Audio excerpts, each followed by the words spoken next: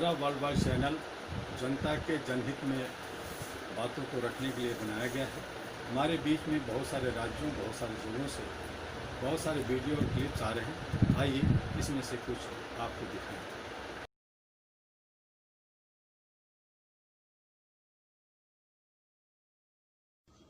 जय हिंद दोस्तों, फिर कुछ मुद्दे लेके आपके सामने।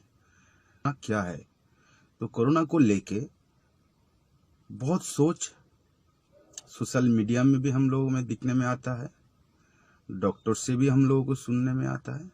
तो इसमें से सोच एक अलग चीज होता है और साइंस और एक अलग चीज होता है। सोच उसके लिए हम बाद में बोलेंगे, मगर पहले देखते हैं साइंस क्या बोलता है। साइंस के हिसाब में देखेंगे तो बहुत डॉक्टर्स और बहुत अलग अलग इंस्टीट्यूशंस कुछ अलग अलग इसके ऊपर अपना राय रखे हुए हैं। कुछ साइंटिस्ट भी है, कुछ इंस्टीट्यूशंस भी है। तो साइंटिस्ट की बात करेंगे तो दो साइंटिस्ट का WHO और ये जो पेंडेमिक कोविड-19 है इसके ऊपर कुछ राय उन लोगों ने रखा। मैंने 2 स्क्रीनशॉट दे के रखा, अब गौर से देखना। इन स्क्रीनशॉट में आप गूगल में जाके सर्च करोगे तो वो आपको मिलेगा, तो आप जाके उस लिंक में जाके उसको पढ़ो। तो हम लोग जाते हैं WHO के ऊपर। WHO वर्ल्ड हेल्थ ऑर्गेनाइजेशन पहले से बोल के आया हुआ है, जो पेंडेमिक है घर में रहो। तो ये यूनाइटेड नेशन ने भी बोला, जो ये बात जो घर में रहने का जो पेंडेमिक है, जो ये सब जो पूरा स्ट्रक्चर है ये कैसे चलेगा, ये कोविड-19 के दौर में हम लोगों को कैसे जाना पड़ेगा, ये पूरा गाइडलाइंस था WHO का। तो WHO और WHO के ऊपर दिया हुआ कुछ विचार ये है कोविड के ऊपर। तो कोविड-19 इतने दिन हम लोगों ने पार कर दिए इसके साथ, तो हमें भी जानना चाहिए क्या है ये कोविड-19। अनलॉक फेज 1 शुरू हो गया गवर्नमेंट के हिसाब में। अनलॉक फेज 1 के धीरे धीरे सब खुलने लगेगा, ये गवर्नमेंट का हिसाब है। तो मैं उसमें नहीं जा रहा हूँ, जो बात मैं आपसे करने आया हूँ। ऐसे में दोस्तों, मैं तो बायोलॉजी का स्टूडेंट नहीं हूँ और इसके बारे में बहुत कम ही जानता हूँ, मगर साइंस का कुछ आंकड़े है जो बोलता है जो ये जो कोविड-19 वायरस है ये RNA स्ट्रक्चर वायरस है। ये क्या है ये RNA स्ट्रक्चर? ये हम लोगों को जानना बहुत जरूरी है। जब पूरा देश में, पूरा विश्व में सब इस वायरस का वैक्सीन ढूंढ रहे हैं, उस वक्त हम लोगों को भी सोचना चाहिए ये कौन सा मेडिसिन आएगा या आ रहा है, ये कैसे हम लोग बचेंगे। क्या है ये RNA वायरस? ये सबसे पहले जानना चाहिए। ये RNA वायरस, बायोलॉजी का जो स्टूडेंट है उन लोगों को थोड़ा मालूम होता है ये DNA RNA क्या होता है। तो जितना मालूम मुझे पड़ा मैं वही बताऊंगा।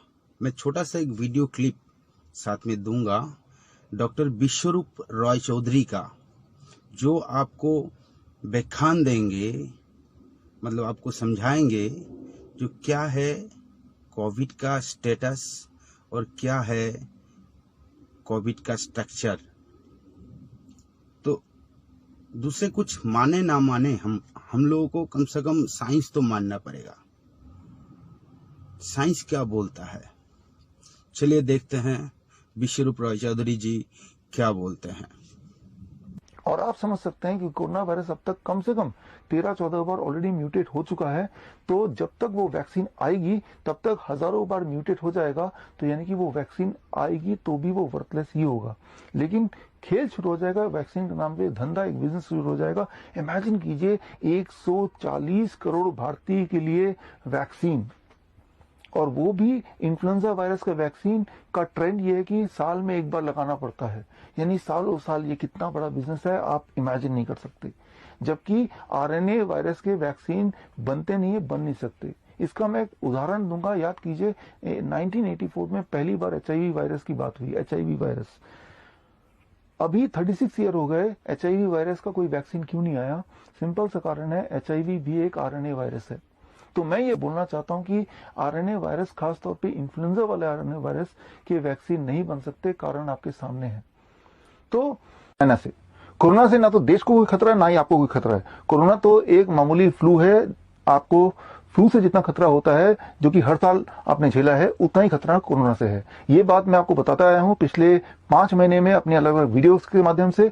इन बातों की सारी प्रूफ अगर आपको चाहिए तो स्क्रीन पे दिए हुए लिंक में जाके मेरी किताब corona the scandal of the millennium में जाके आप देख सकते। ये तो फार्मास्यूटिकल और बायोलॉजिकल हिसाब है, वो मुझे समझ में कम आता है, वो हम साइड में रखें, मगर इतना बात समझ में आ गया।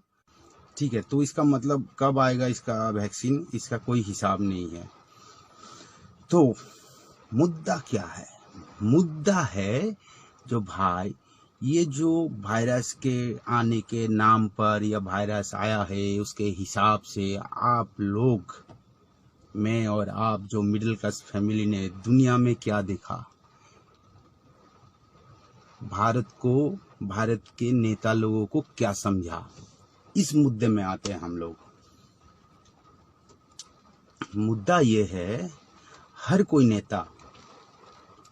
नेता बोलता है मैं आपके लिए काम करूंगा, आपका सेवा करूंगा, आपका। कोई भी नेता जो बात अपने मुंह से बोलता है, या कोई भी पार्टी नेता बोल रहा है, इसका मतलब उसका पार्टी बोल रहा है, उसका पार्टी बोल रहा है मतलब उसका नेता बोल रहा है। तो कोई भी नेता किसी भी पार्टी का सब बोलते हैं हम सेवा देने आए हैं।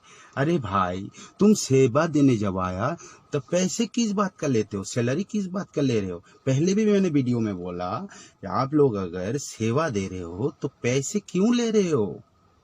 सेवा है ना, आपको सब कुछ फ्री में मिलता है, तो सैलरी बंद कर दो, मत लो सैलरी। और दूसरी बात, सेवा बोलते हो, पैसा भी लेते हो, और ऊपर से लोगों को झूठ भी बोलते हो। क्यों बोलो तो? क्यों बोल रहा हूँ, पूरा लॉकडाउन में ना हम लोगों ने तो आप लोगों को देख लिया। आप लोग हम लोगों के लिए क्या करोगे वो तो हमको मालूम है, छोड़ दो वो बात, ठीक है। मगर हर इलेक्शन के टाइम पर आप लोग एक मैनिफेस्टो निकालते हो, मैं ये करूंगा, मैं वो करूंगा। मगर आज तक जितने लोगों ने, जितने दलों ने, जितने नेताओं ने जितनी बात बोला, उसका आधा भी काम नहीं किया।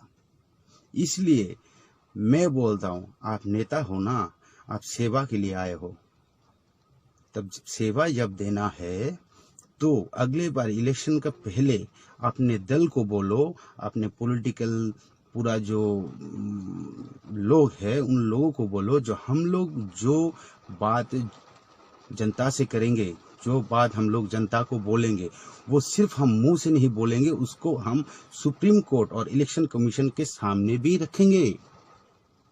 इससे क्या होगा, हम लोग भी समझेंगे जो आप लोग जो बात बोल रहे हो वो सच बोल रहे हो। क्योंकि अभी तो पूरा देखा, ये 2 दिन पहले का ही हिसाब है, अभी तक हिसाब बंद नहीं हुआ, अनलॉक फेज 1 चल रहा है, हिसाब अभी बंद नहीं हुआ। अभी आप लोगों का हिसाब सब लोग देख रहे हैं, पूरा भारत देख रहा है। हम आप लोगों को वोट दे रहे हैं, आप किसी के भी सरकार के हो, हम आपको वोट इसलिए देते हैं क्योंकि आप हमारा अधिकार रखोगे।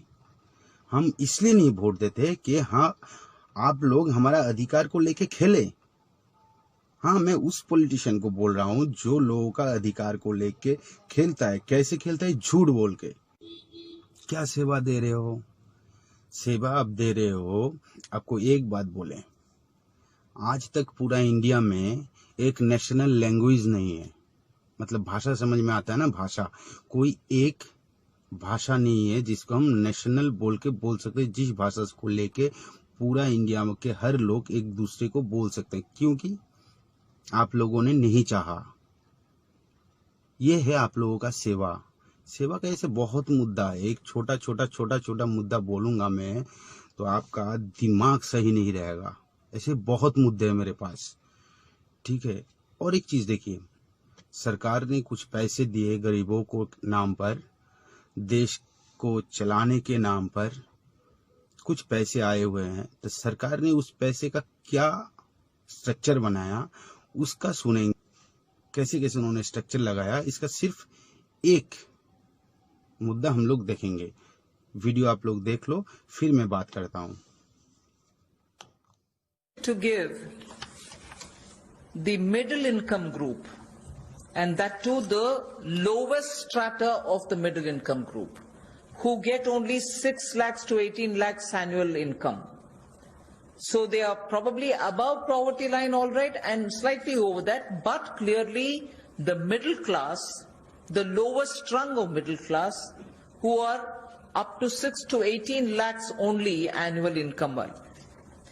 For them, there is a credit-linked subsidy scheme which was introduced by Government of India in May 2017. जो पैसे रिलीफ फंड में आया या जो पैसा भी गवर्नमेंट में रिलीफ फंड ने दिया, उसमें कुछ पैसे जो मिडिल क्लास फैमिली को दिया जाएगा।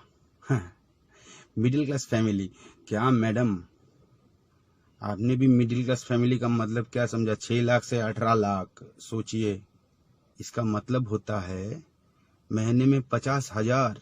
अरे बाप रे, इतना पैसा तो कितने लोग कमाते, तो दूसरी बात छोड़िए, किन किन को मिलता है। मतलब 50,000 महीने में इनकम करने के लिए कितने तक पढ़ाई करना पड़ेगा या बिजनेस कितने दूर तक लेके जाना पड़ेगा, उसके बाद ही आप 50,000 महीने में कमा सकते हो। तो मैडम, मिडिल क्लास फैमिली का आपके जानकारी के लिए बोल देता हूँ, मिडिल क्लास फैमिली का इनकम 6 से 18 लाख तक नहीं है। ये गलत है, ये आंकड़ा गलत है। जो भी है, आप लोगों ने उसका हिसाब लगाया, किसको किसको मिलने वाला है नहीं मालूम। आज तक तो मुद्रा लोन किसी को नहीं मिला, मेरे देखते हुए किसी को नहीं मिला। आपने बोला मुद्रा शिशु लोन में 10 से 50,000 रुपए मिलेगा। ये मुद्रा लोन किसको किसको मिला नहीं मालूम। तो पूरा मेरे एरिया में, मैं कलकत्ता में रहता हूँ, मध्यम ग्राम बोल के एक जगह है, तो टोटल उस एरिया में बहुत लोगों ने, मेरे जान पहचान में बहुत लोगों ने बोला था, मगर ये मुद्रा लोन किसी को मिला बोल के मुझे नहीं मालूम। या मेरे कॉन्टैक्ट्स में भारत में बहुत जगह से बहुत लोग हैं, बहुत डिस्ट्रिक्ट से बहुत लोग हैं, उन्होंने किसी ने आज तक नहीं बोला किसी को मुद्रा लोन मिला है या मिल रहा है करके। बैंक में जाओगे तो आपको फॉर्म ही नहीं मिलेगा, ऐसा भी देखा मैंने खुद देखा, कि वो बात तो दूसरी है। तो लॉकडाउन में लोगों को ठीक से खाना नहीं मिला, पूरा लॉकडाउन में लोग अपने घर ठीक से जा नहीं पाया। क्या किया आपने लोगों ने? अब कोई सी भी सरकार हो, क्या किया आप लोगों ने? एक तो अगर कुछ किया तो मुझे एक ही बंदा दिखा, वो है हमारी देश का एक एक्टर जिसका नाम है सोनू सूद।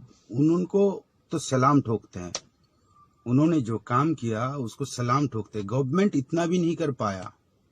हम लोगों को दिख रहा है सब, ऐसा नहीं हम लोग नहीं दिख रहे हैं, हम लोग देख रहे हैं आपका सेवा, हम लोग देख रहे हैं क्या सेवा आप लोग दे रहे हो।